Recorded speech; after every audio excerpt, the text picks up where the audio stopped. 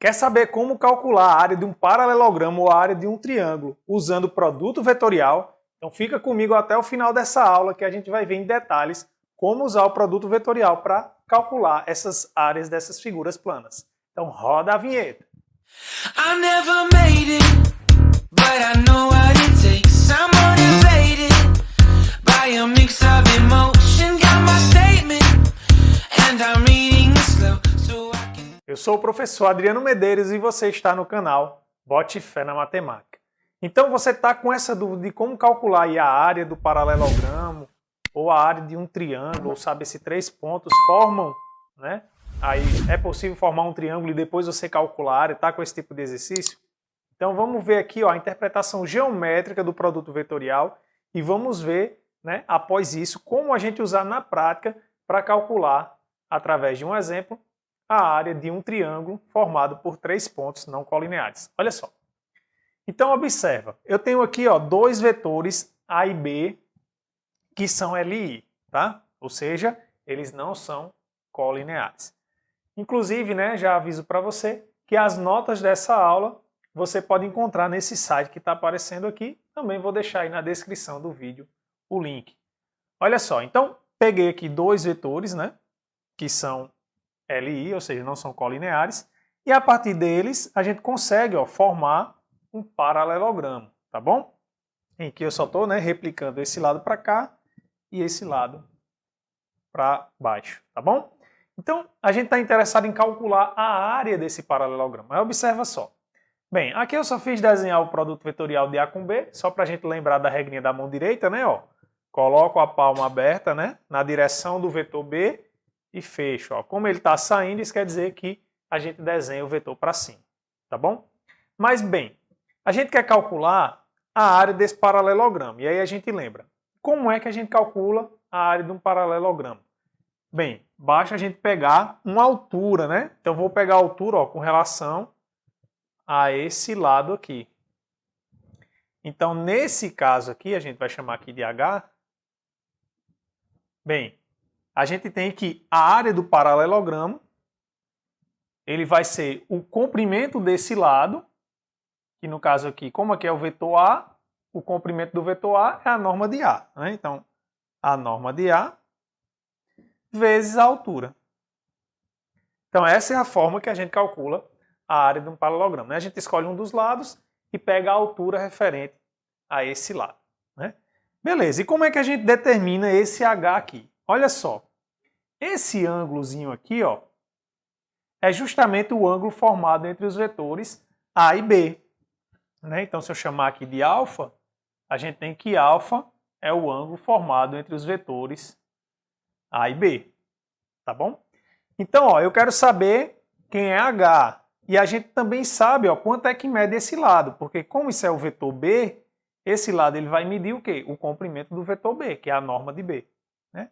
Então, como é que eu relaciono esse ângulo com, no caso esse aqui ó, é o cateto oposto, né, ó, esse ângulo, e isso aqui é a hipotenusa do nosso triângulo retângulo. Então a gente usa o seno de alfa, né, que é o ângulo, ou seja, o ângulo entre A e B, é igual ao cateto oposto, que é H, sobre a hipotenusa, que é a norma de B. Tá? Bem, eu estou interessado em saber quem é H, né? Então, eu faço aqui meio pelos extremos, então, na verdade, a gente tira que H é quem? É a norma de B vezes o seno do ângulo entre A e B.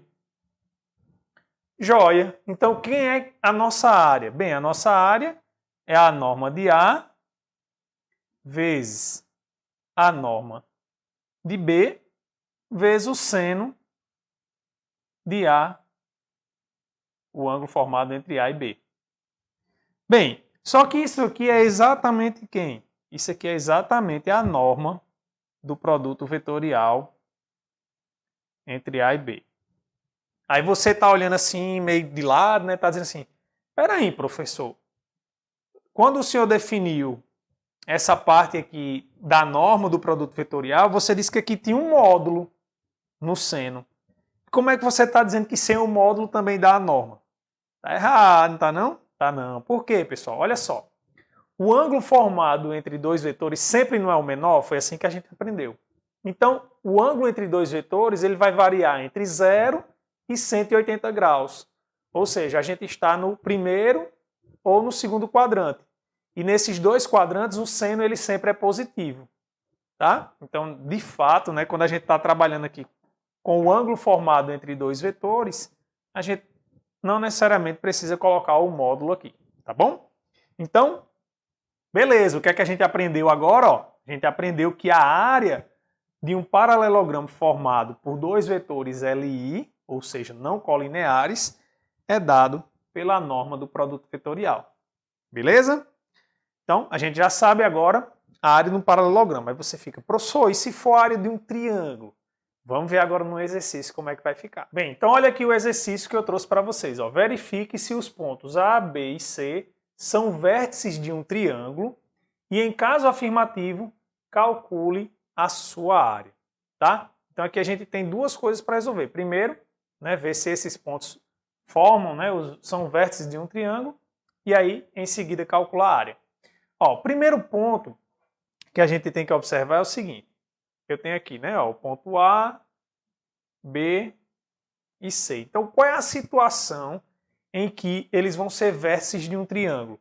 É justamente, ó, se eu tiver, quando eu montar aqui os vetores AB, AC, tá? Se esses dois vetores aqui eu conseguir mostrar que eles são LI, linearmente independentes, ou seja, eles não são colineares, né? Então isso quer dizer que eles vão formar os vértices de um triângulo, eles podem ser os vértices de um triângulo. E aí a gente vai continuar o exercício para calcular a área, tá bom? Então esse é o primeiro ponto, verificar que esses dois vetores são LI. Ah, professor, eu lembro quando a gente estudou essa parte de LI e LD, a gente já resolveu um exercício parecido com esse. Exatamente. Só que agora a gente vai usar o produto vetorial para nos auxiliar nisso. Como assim? Lembra só, a gente viu o seguinte, que se a gente tiver que o produto vetorial entre A e B, isso aqui der igual ao vetor nulo, então A e B são LD. Tá? E aí também a gente tem o seguinte, que se A vetorial B for diferente do vetor nulo, então eles vão ser LI. Tá? A gente provou isso aí num teorema. For diferente do vetor nulo, então A e B são LI. Professor, mas eu não quero fazer assim não. Eu não quero fazer usando produto vetorial, não. Eu quero fazer do jeito que eu aprendi lá no início do curso. Posso fazer? Pode. Mas olha só, por que a gente vai usar o produto vetorial? Aí vem a segunda parte. Lembra que a gente quer calcular uma área e a gente acabou de aprender que a norma do produto vetorial ele fornece a área do paralelogramo formado por esses dois lados, né? Por esses dois vetores. Aí observa só o seguinte. Digamos que eu forme aqui esse paralelogramo. Aí você diz, não, professor, mas a gente quer a área do triângulo. Beleza. Ó. Se eu passar uma reta aqui, né, formando o triângulo, observe que eu tenho aqui dois triângulos iguais. Né? Então, ou seja, se eu quero saber a área apenas do triângulo, basta eu calcular a área do paralelogramo e dividir por 2. Então, nesse caso, né, a gente vai ter que a área do triângulo ele vai ser a norma de AB vetorial AC dividido por 2. Caso esses pontos realmente estejam dessa maneira que eu desenhei, né? Caso realmente eles formem um triângulo. Então esse é o motivo de por que a gente também já deve verificar se eles são LI e LD, né? Usando o produto vetorial, porque vai nos economizar tempo. Beleza? Então vamos fazer aqui, né? Como é que a gente calcula mesmo, professor? Aí tem um detalhe, né? Bem, primeiro eu tenho que formar os vetores AB e os vetores AC, né? Então vamos colocar aqui. Quem é, professor, mesmo? O vetor AB, basta a gente fazer, né? Ó, B menos A. As coordenadas do ponto B menos as coordenadas do ponto A. Então, ó, essa parte, como eu sempre gosto de frisar, façam com bastante calma. Por quê? Porque é nesse ponto aqui que acontecem 95% dos erros. Então já cansei de corrigir provas em que os alunos erram essa parte inicial. E aí, dependendo do que está sendo pedido, vai mudar totalmente, né, a conclusão do que está se pedindo, tá bom? Então, toma cuidado nessa parte aqui, porque ela é muito importante. Então, eu vou fazer, ó, 3 menos 1, foi a primeira coordenada. Segunda, 0 menos 2, 4 menos 1. Tá? Então, fazendo aqui essa continha, vai ficar 2 menos 2, 3.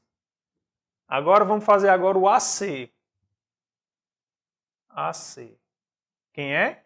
É as coordenadas do ponto C menos as coordenadas do ponto A. Então, olha só, vai ficar ó, 5 menos 1.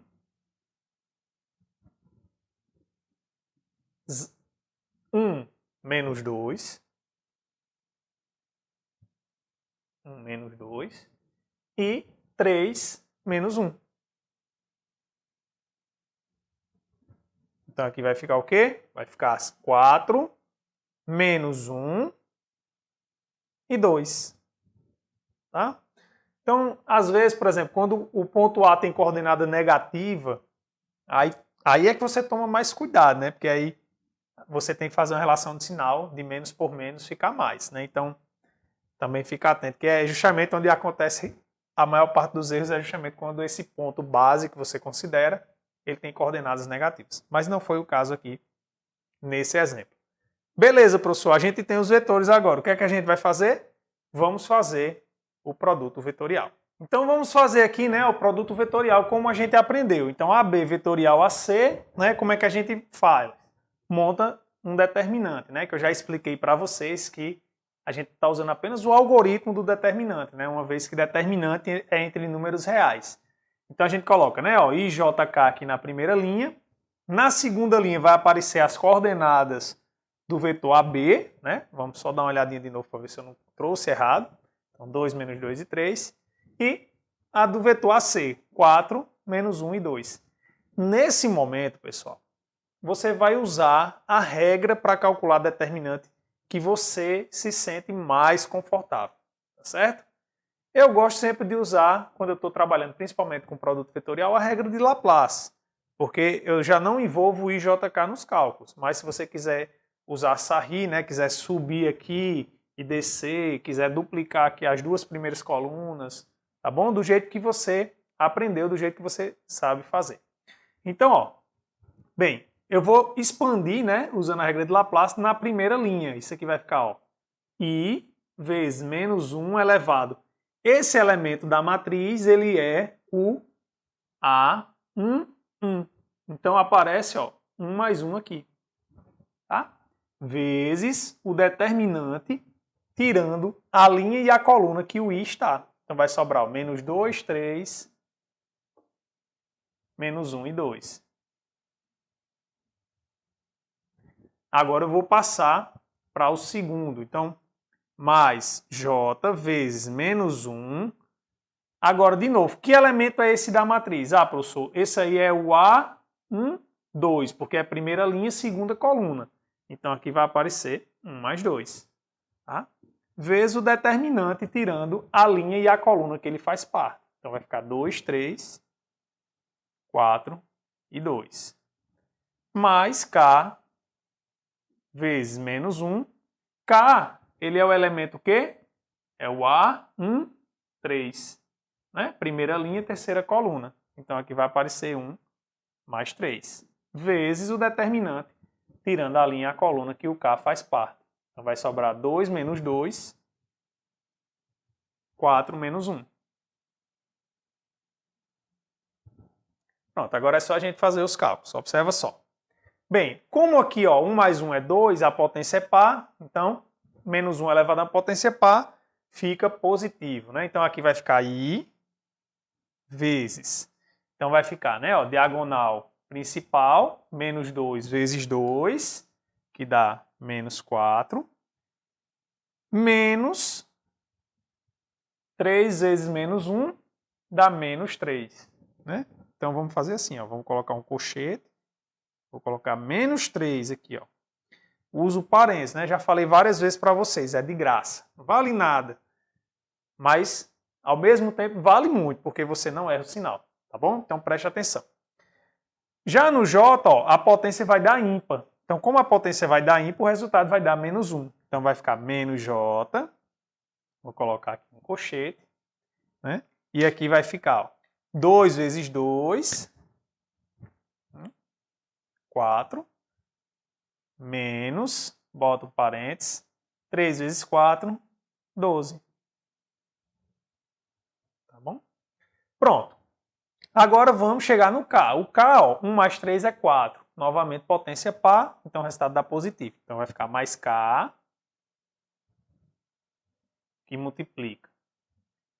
2 vezes menos 1, menos 2. Menos 2 vezes 4, menos 8. Pronto. Agora vamos lá. Então isso aqui vai ficar I, que multiplica. Menos por menos, mais. Né? Então aqui vai ficar mais 3. Então vai ficar, ó, menos 4, mais 3. Professor, posso fazer direto? Pode. Tá certo? Se você consegue fazer tranquilamente, pode fazer direto. Não tem nenhum problema. Aqui a gente está fazendo com cuidado para a gente não errar o sinal. Tá bom? Então 4, menos por mais, menos 12. Mais K, que multiplica. Menos 2, menos por menos, mais 8. Agora sim. Menos 4 mais 3, menos 1. Menos 1 vezes I vai dar menos I. 4 com menos 12 dá menos 8. Só que menos com menos, mais. Vezes J. Então, mais 8J. Menos 2 mais 8 dá 6. 6 vezes K mais 6K. Opa! Deu um vetor diferente do vetor nulo. Olha só, deu diferente do vetor nulo. Então, se deu diferente do vetor nulo, o que é que a gente tem? Eles são LI. Como eles são LI, então, de fato, né, eles são vértices de um triângulo. Essa parte aqui está ok, né? E agora, professor? Bem, agora a gente só precisa calcular a norma dele e dividir por 2 para a gente poder ter o valor da área. Olha só, vou fazer nesse cantinho aqui mesmo. Vou só apagar aqui para não ficar muito confuso para vocês.